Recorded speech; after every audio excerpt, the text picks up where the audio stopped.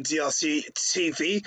I bring you again an update in the situation in the Democratic Republic of Congo.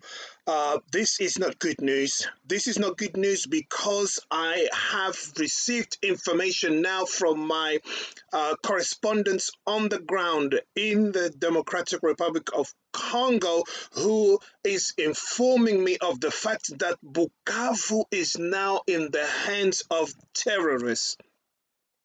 Bukavu is now in the hands of terrorists. If you remember yesterday in my video, I showed you and I told you what was actually happening, that something terrible was actually taking place. The fact that you have the clergyman, the fact that you have the priests, the politicians that are working within the church in the Democratic Republic of Congo, those who are sitting down and are laughing with Nanga, those who have actually concocted the terrible atrocities that are taking place in the Democratic Republic of Congo. Those people, when you see them together the way they are sitting right here, then you know that something bad is about to happen. And I can tell you right now that as I'm told that Bukavu is now in the hands of rebel group. Bukavu is now in the hands of M23. Bukavu is now in the hands of Paul Kagame. This is bad news because it's telling you that this plan was actually concocted and a lot of people are involved. I'll tell you what's happening. From what I do know is that the military, the FARDC, which is the Congolese army, basically just deserted their post or position, and they didn't want to put up a fight, put it that way. And this is really alarming when you learn that most of the generals in the army in the Democratic Republic of Congo are nothing but businessmen.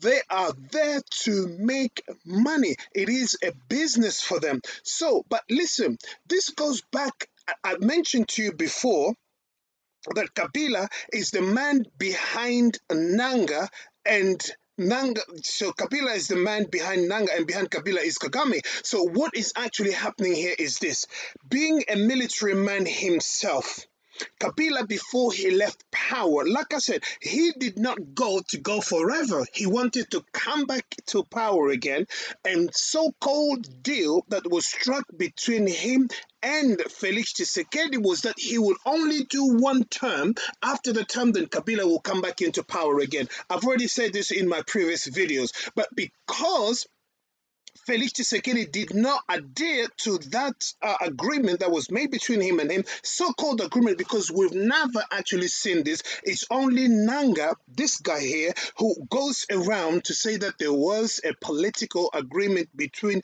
Felix Tshisekedi and Joseph Kabila, the one that's obviously Felix Tshisekedi didn't actually follow through. So what is happening here? Being in a military man himself, Kabila, he had all his generals, so most of his generals, that I call them his generals because he is the one who moved them up the ranks. In the last 18 years, he's built such a relationship with them. They are his buddies. He knows them. He made them. He actually fashioned them. And the way they think, the way they do things, this is Kabila in them. So in a way, he took his time knowing that, okay, because Felix Tshisekedi doesn't want to leave power, he didn't want to hand me back to power. So he actually ignited, he restarted the talks again with the generals in the army so that they will obviously not engage in any fighting, but that they will surrender so that he can basically, so Goma can fall and Bukavu can fall as well. Do you need to understand this? This is what I want my viewers to get. This is what I want my viewers to understand.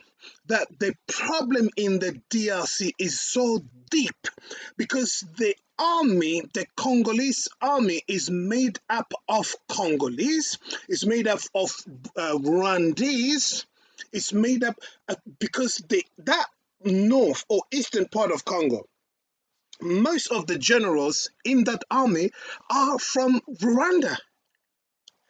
This actually happened when the agreement was taking place in 2009. The Congolese army accepted to take military armed men from the then rebel group and integrate them into the FARDC, which is the regular Congolese army. But yet those military men were from Rwanda. And so, as they integrated them into the army, they obviously infested everybody with their ideology. And the ideology is that they will take Goma, they will take Bukavu, and Rwanda must take a territory of Congo to annex to Rwanda. Kagame rather will take a chunk or a territory from Congo to annex to Rwanda. And they have been following this plan through until now.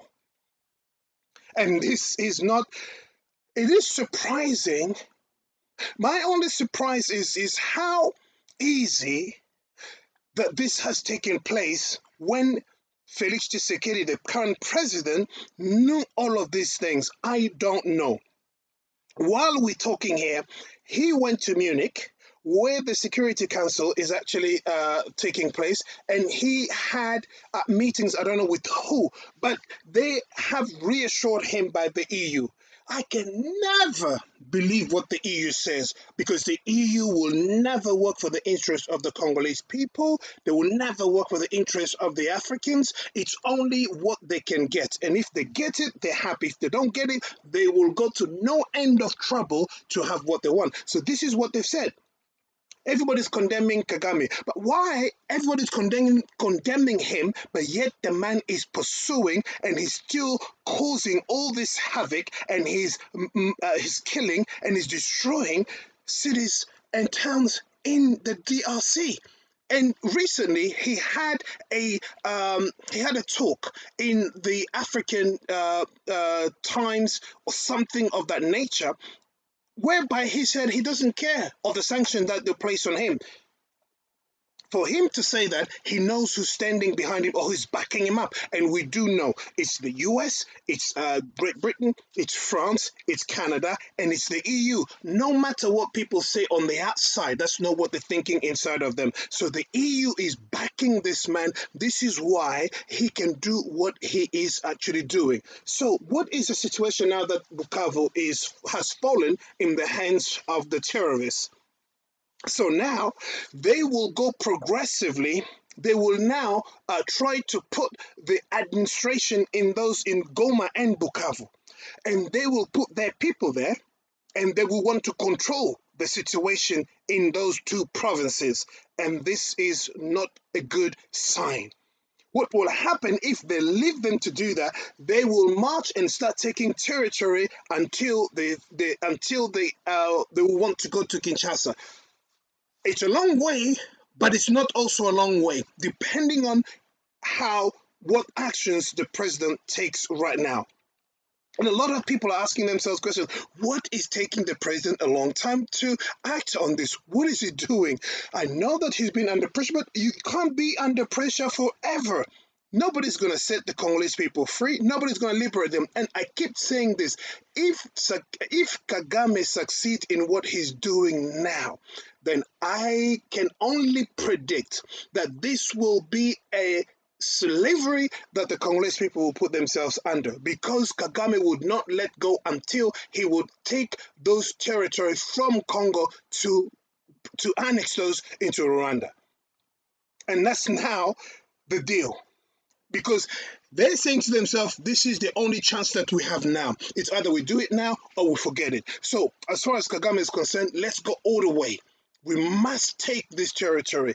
And I'm saying this right now, as I look the situation in Bukavu, it is a sad situation. How general, I don't call them generals, but these guys are businessmen. They're there to make money. They are millionaires. They own properties everywhere. They're trading and mining they're trading in gold and coltan and all the natural resources there is now in the hands of the generals, and they are doing business right there. It is a shame. It is a sad situation. Well, listen, I just wanted to bring you up to date, let you know the situation in the DRC. Goma is now, not even Goma, Bukavu is now in the hands of the terrorists, and we shall see what will happen. But I'll bring you more news. Subscribe and share. Until next time, take care. Bye bye now.